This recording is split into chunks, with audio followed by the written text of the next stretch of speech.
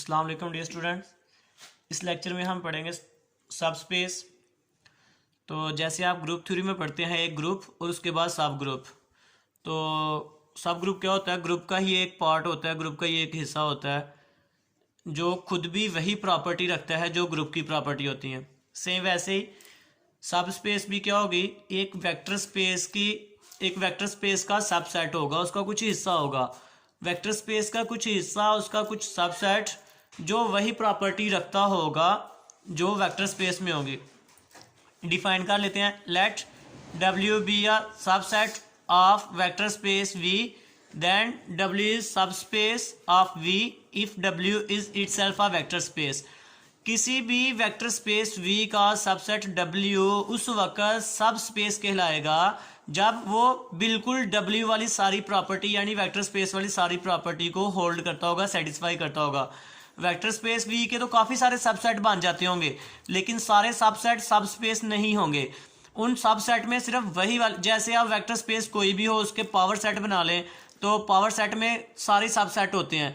तो सारे जो सबसेट होंगे वो सब स्पेस नहीं होंगे, बल्कि सबसेट में से वो वाले सबसेट जो वेक्टर स्पेस वाली 10 प्रॉपर्टीज़ को, सारी प्रॉपर्टीज़ को सेटिस्फाई करते होंगे, वही हमारे पास सब स्पेस कहलाएंगे। तो W क्या होता है? W is a subset of vector space का। ये W जो इसका सबसेट है ये कब सब स्पेस बनेगा? जब उसकी सारी प्रॉपर्टी को होल्ड करेगा।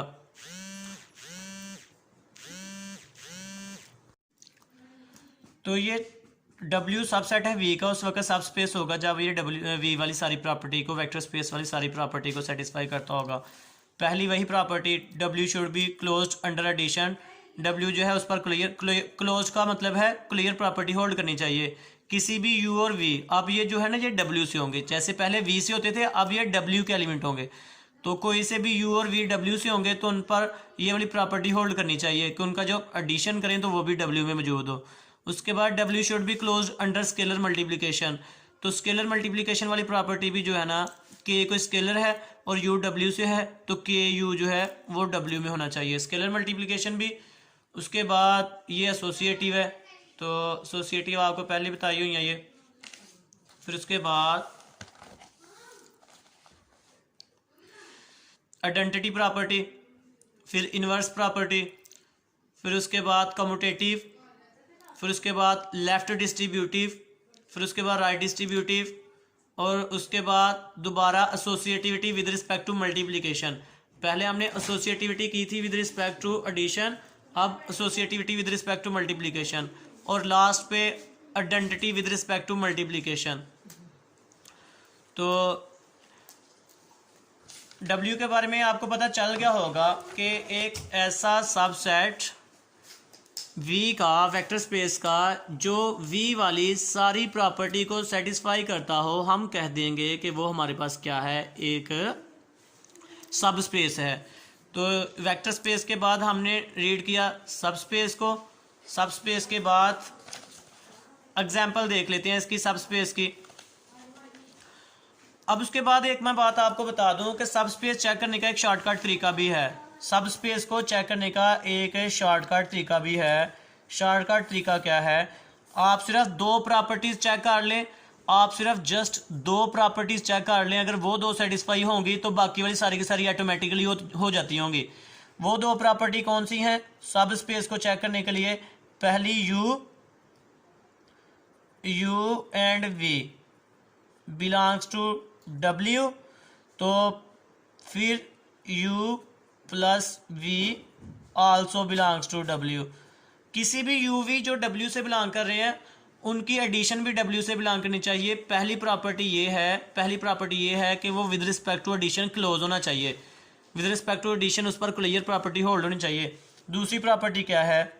दूसरी प्रॉपर्टी है किसी भी स्केलर K के लिए या C के लिए, कोई भी स्केलर कांस्टेंट है, K C कुछ भी, A B C D कोई भी कांस्टेंट आप ले सकते हैं।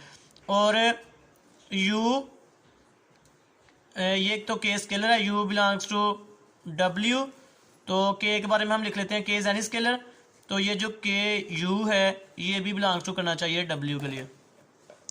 अब मैंने आपको बताया कि सब स्पेस के लिए 10 की 10 प्रॉपर्टी चेक करने के बजाय आप ये दो प्रॉपर्टी चेक कर लें तो फिर भी, अगर ये होल्ड कर जाएं तो फिर भी हम कह सकते हैं कि जो हमारे पास गिवन सबसेट है वो सब स्पेस है। कौन कौन सी दो property? Clear property with respect to addition and scalar multiplication. कौन सी दो प्रॉपर्टी हमने चेक करनी है सब स्पेस के लिए? Clear property with respect to addition and scalar multiplication. तो ये एक एग्जांपल है, लेट ए, ये हमारे पास एक मैट्रिक्स है तो जिसका ऑर्डर 2x2 है। 2x2 जर्नल फॉर्म में से कोई एक सिंपल एग्जांपल हमने ले लेनी है। तो W is M2 cross 2 where AX is equal to XA। हमने क्या करना है, जो मैट्रिक्स हमने डिफाइन किया वो इस कंडीशन को फुलफिल करता हो, कम्यूटेटिव वाली को, is a subspace in M2 cross 2 real numbers. तो हमने ये चेक करना है कि क्या ये वाला जो हमारे पास मैट्रिक्स है क्या ये सबस्पेस है कि नहीं। जो 2 क्रॉस 2 के जितने भी मैट्रिक्स होते हैं, जितने भी मैट्रिक्स हैं, उनमें से हमने सिर्फ एक सिलेक्ट कर लिया, ये वाला। तो हमने चेक करना है कि ये प्रॉपर्टीज़ को सेटिस्फाई करता है कि नहीं करता। पहले एक्स को सिलेक्ट कर लिया, ABCD, एक्स को सिलेक्ट करके तो उसको जनरल लिख लिया। ये वाली प्रॉपर्टी हमने, ये वाली जो इक्वेशन ऊपर लिखी हुई थी वो इक्वेशन होल्ड करवा दी, उसके मुताबिक मल्टीप्लाई करवाया। तो मल्टीप्लाई करने के बाद हमारे पास ये वाला, हमें ये इक्वेशन मिल गई। सिंपल मल्टीप्लिकेशन है दो मैट्रिक्स की। ए ऊपर दिया हुआ है और एक्स हमने खुद से डिफाइन किया है। तो ये जो डिफाइन में हमारे पास एग्जाम्पल में स्टेटमेंट में इक्वेशन है वो इक्वेशन ही हमने अप्लाई की है, तो हमारे पास ये इक्वेशन आ जाएगी।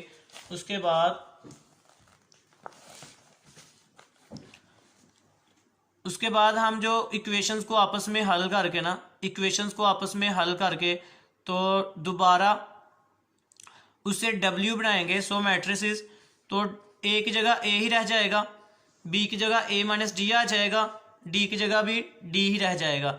हमने जस्ट वैल्यू किस किस की पुट की है, यहाँ पे B की जगह B की वैल्यू पुट कर दी, यहाँ पे जो है ना C की जगह C की वैल्यू पुट कर दी 0। अब यहाँ से हम इसका एक इस जैसा मिलता जुलता एलिमेंट, जो इसके एलिमेंट इस जैसे एलिमेंट रखता हो, वो हमने एक U ले लिया, A1 माइनस D1, ये 0 एज इट इज, और यहाँ पे हमने D1 ले लिया। और V भी डिफाइन कर लिया, V के लिए हमने 2 यूज कर लिया, A2 माइनस D2 और D2। तो ये U और V हमने डिफाइन कर लिए।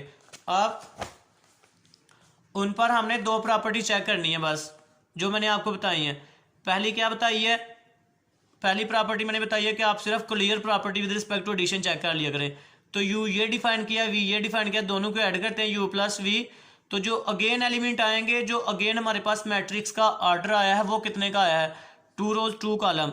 तो इसको हल करके एक एलिमेंट आएगा, इसको भी हल करके दोबारा एक ही एलिमेंट आएगा। इसका मतलब है इसका भी ऑर्डर वही है जो हमने पहले मैट्रिक्स लिए थे, सेम उसी तरह का ऑर्डर है, जैसे इसका ऑर्डर है, जैसे इसका ऑर्डर है। तो ये भी उन्हीं की तरह का है। फिर ये भी किससे बिलोंग करेगा? W से बिलोंग करेगा। बस नंबर्स का आपस में हमने रिलेशन शो करना होता है, बाकी जो चीज़ ये वाले पहले वाले मैट्रिक्स हैं ये भी सेम वैसे ही है, तो इसका मतलब है ये भी W से बिलोंग करेगा, तो क्लियर प्रॉपर्टी होल्ड करती है। उसके बाद KU, तो U को लेके K के साथ मल्टीप्लाई करेंगे, K के साथ मल्टीप्लाई कर दिया, तो K के साथ मल्टीप्लाई करने के बाद भी इसका ऑर्डर सेम वैसे है जैसे U का ऑर्डर था 2x2 का ही। तो इसका मतलब है ये वाला मैट्रिक्स भी किस में बिलोंग करेगा? ये वाला मैट्रिक्स भी W में बिलोंग करेगा। तो दोनों की दोनों प्रॉपर्टी सेटिस्फाई होती हैं। तो हम कह सकते हैं कि यहाँ पे जो हमारे पास W है, W एक सब स्पेस है।